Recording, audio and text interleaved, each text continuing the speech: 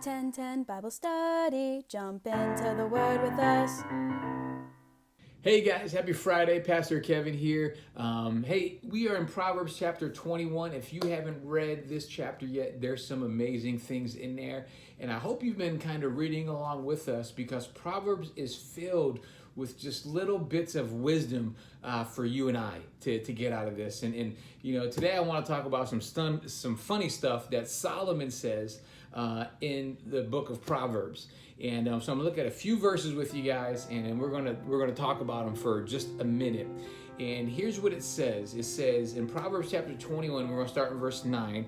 It said, "It is better, all right, it is better to live alone in the corner of an attic, all right, than with a quarrelsome wife in a lovely home." All right. And then in verse 19, it says, "It is better to live alone in the desert than with a quarrelsome wife who is complaining." You know, and so Solomon kind of gives us a few things here. And if you know anything about Solomon, Solomon had over 1,000 wives. Okay, and that was probably a little bit stressful. Now, it's definitely not the way God designed it. All right, God said one husband, one wife, that's it. But Solomon, who was the king, said, you know what, I want to have wives from all over the place. And he says this here. Now, let me say this.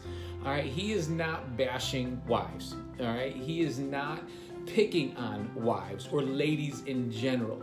What he is saying here, and what you and I need to get out of this, is that, you know what, no one wants to go home to a place where there's constantly fighting. No one wants to live in a place where there's constantly bickering and where everyone is miserable. That's what Solomon is getting at. He's not saying that women complain all the time. He is not saying that. Here's what I want you to understand. Solomon is saying that no one enjoys living in tension. And you guys know it too. You know, when you go someplace and people are fighting and people are bickering, it's not enjoyable. It raises the level of tension in our homes. And so here's what I want you to understand. And here's my question for you that we're going to talk about just for a few seconds.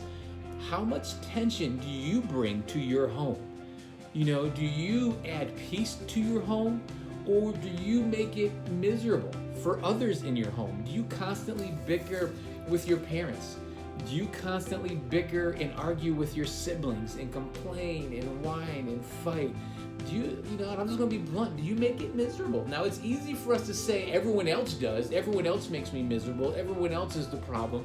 Listen, that's not what I'm asking you. All right? Because, you know, the only person you can control is you. That's it. You know what? That's all you can do. You can't control your parents. You can't control your other siblings. But all you can do is control how you respond. And so my question for you is, do you make your home peaceful, or do you make your home stressful? Because Solomon says, listen, it's better to live in the desert than go someplace where there's constantly fighting. It said you're better off living in the corner of your attic than it is to live someplace where people are constantly fighting.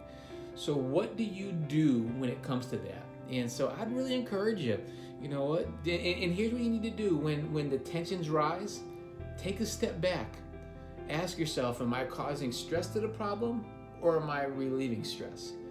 You know, and make sure you're not making tensions rise in your home. Do everything you can to diffuse the situation. And I promise you this, you start being nice to the people in your family, they may think something's wrong. Because kindness breeds kindness. All right? Generosity brings generosity. So, you know what? Love your family. Love on your siblings. That may be the best way for you to torture your siblings, by being extra kind to them. They may be like, what's wrong with you? So, hey, no one likes to live in a house full of fighting. So do your best to bring peace, is what Solomon is saying. So, hey, read this chapter. It's got some great stuff for you. Anything we can do for you guys, let us know. Love you guys. Have a great rest of your day. Talk to you soon. Bye. 10:10 Bible Study. Jump into the Word with us.